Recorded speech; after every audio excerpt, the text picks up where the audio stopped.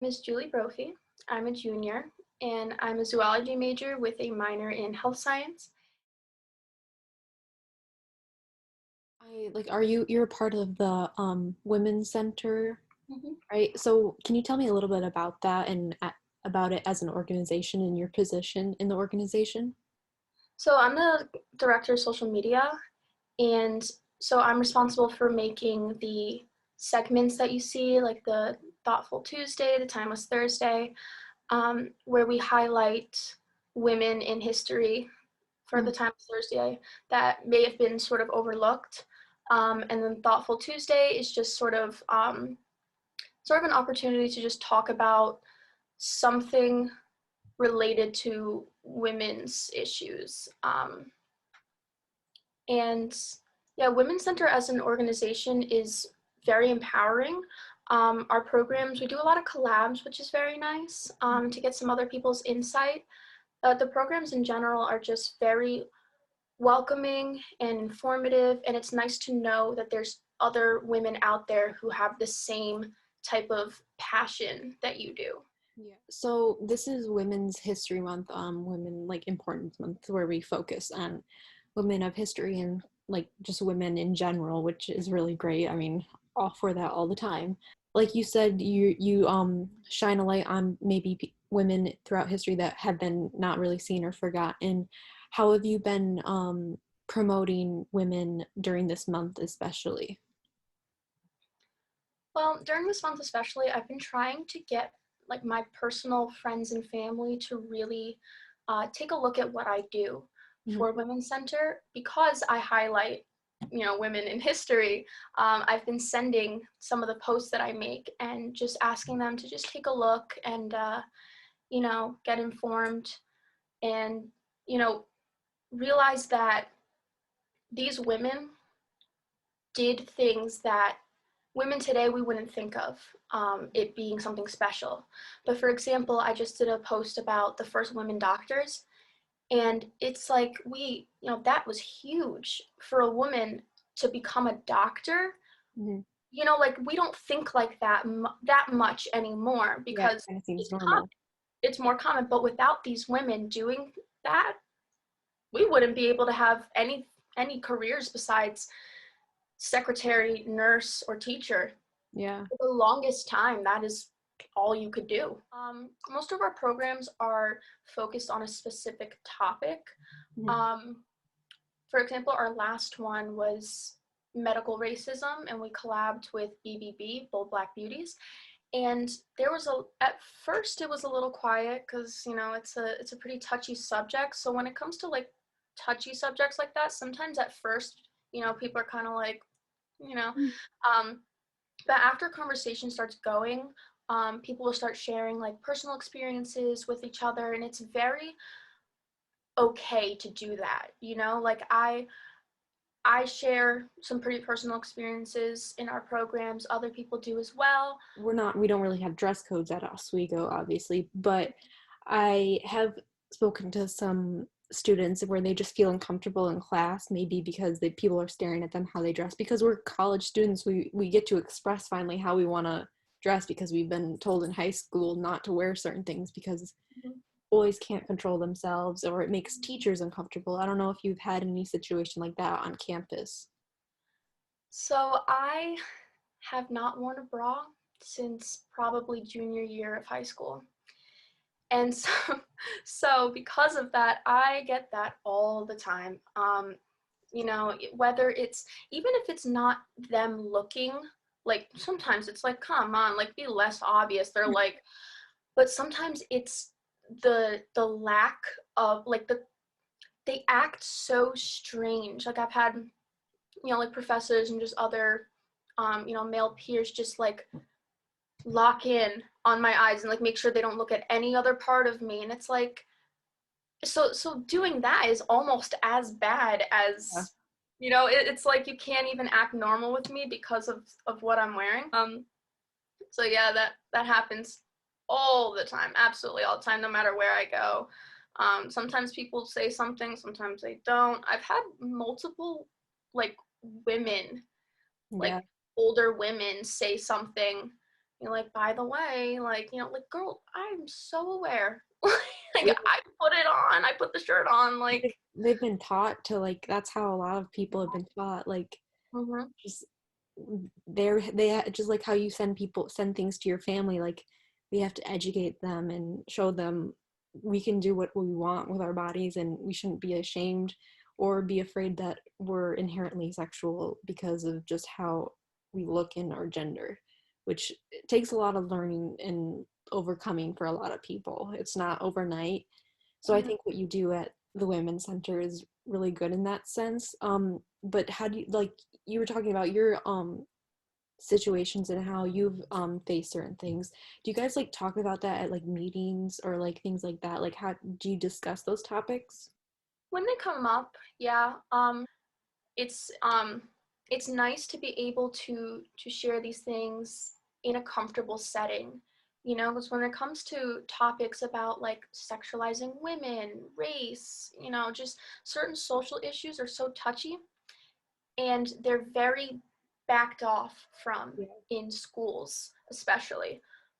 Even just like sex ed, Yeah.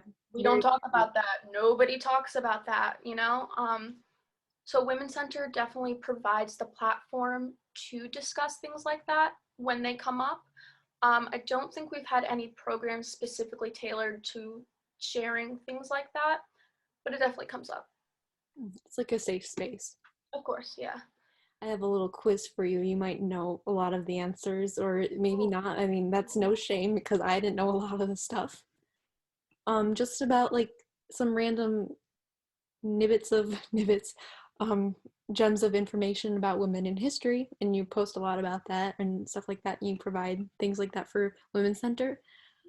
Let's So see. the first question is, I think this one's an easy one. Who was an army surgeon in the Civil War and won the Congressional Medal of Honor and worked for dress reform, declaring corsets are coffins? Your choices are A. Margaret Mead, B. Dr. Mary Walker, C. Dr. Ida Gray, or D. Grace Hopper. Ooh. Okay, the name Grace Hopper stood out to me, but I don't think that's it. There, I can give a hint if you'd like. Okay.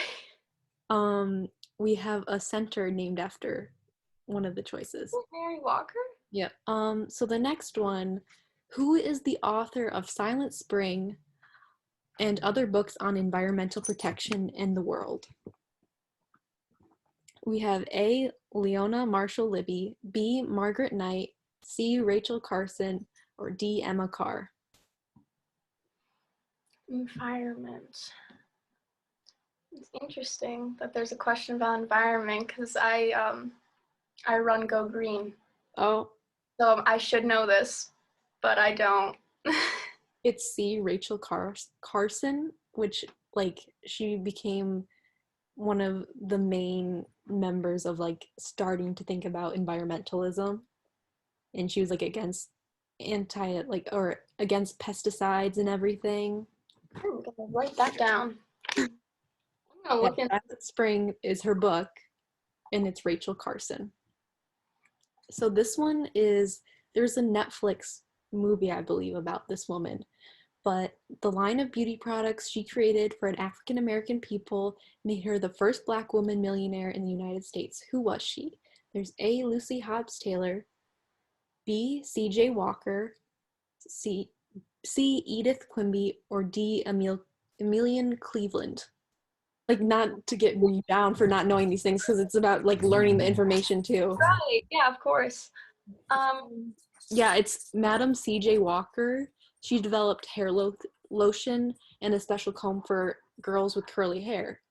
So like, and she employed about like 3,000 Black women to make the products and to sell them. It's like, wow, she really was doing a lot. And this was all in 1905. That's what is so crazy to me. Like it's 2021, okay? And Yeah. there's still women who are afraid to use their voice. And it's unfortunate because, there's so many women that will back you up. Yeah. But in that time, there was nobody that was going to back you up. The next one, about how much does the average person with a period spend on menstrual products throughout their lifetime? Oh my gosh, I definitely know. I just did a post about this. Okay, Like a rough number. menstrual products in general or specifically tampons? Products in general. Well, I do know that we use about tampons, it's like 9,000 tampons in our lifetime. So I know for pads, it was like something around like 400 something dollars in our lifetime. Yeah, it's a pretty big number. So trying to combine those. I'm not too Yeah. sure. Yeah, I'm not going to be able to do the math right now. So the average person with a period, because not all people that have periods are women, they spend $13.25 a month, which is equivalent to $6,360 like their whole life. So they're spending like $7,000. Yeah, it's it's crazy. And to think about how, people with a period, like they experience around like 400 something in their lifetime. Mm-hmm. Um, it's obviously different for everyone depending on like when you get your menstrual cycle, when it ends. But if you're using like, I don't how much did you say you're spending a month? $13.25. Yeah, that's crazy. That is absolutely draining our pockets, which is Yeah. why I just did a post for Go Green about reusable pads. Okay. Yeah. And, you can get like a pack of 5 or so for about $12, and they last 2 years with proper care. Mm-hmm. It just sucks because I know some people that it's not sustainable in their own lives. Like for most of us, it would be pretty easy switch, but like they don't have the resources to get those things, and maybe they're in a community where it's not like acceptable. And then there's also the people that can't have periods because of how painful they are, so they need to be on birth control, and then they don't have the money for that or the insurance to cover it because prices for female healthcare is just outrageous. Yeah, that's a big part of the problem. Kind of going into money, about how much more do men ages 35 through to 44 make annually in the US than women? A number? Yeah, like a rough number about how much more the men make. A lot. Yeah. Men make about $11,000 more than women a year. So they make about, like, the average man ages 34, 35 to 44, so middle age. They make $64,428, while the women of America make $52,572.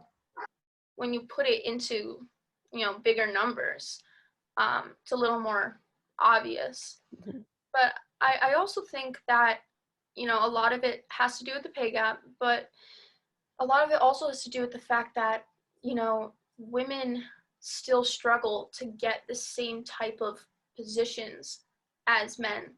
Like even if they are in the same exact position of, like the company's hierarchy or whatever, or if they're both surgeons or they're both whatever, there's Mhm. still a pay gap. But, to go into the difference of like how much men and women make even further, like it's more likely that a man is going to be a CEO than a woman. We all know that. So Yeah. like that definitely plays a factor into it as well, because they just think that women can't do it. hmm It's definitely a system set up against us Hmm. and against a lot of minorities in that sense, or people that are marginalized. Kind of going off what you said, the last question a little bit more positive. I think a good way to end it on. So, how many women-owned businesses are there in the U.S. currently? It is a pretty high number, which is surprising. That's great. Yeah. How many women-owned businesses? I hope that you're about to tell me a very high number. Yep. So there's 12.3 million owned women businesses, and in that mass of women, they generate 1.8 trillion dollars a year into our economy. All women. Beautiful. So you did really well, and I mean your prize is being a woman, which is amazing. Also comes with its difficulties. We know this, as we Oh, just discussed. Um, absolutely. so ending this, I think like I've been asking a lot of my friends this during this month, especially, why are you proud to be a woman? So I asked you that as a party note. I'm proud to be a woman because being a woman makes it harder to live in this world. That's just how it is. Mm. And the fact that, I am a young woman who is a zoology major, just one of the hardest majors there is. I'm planning to go to vet school, become a doctor for little animals.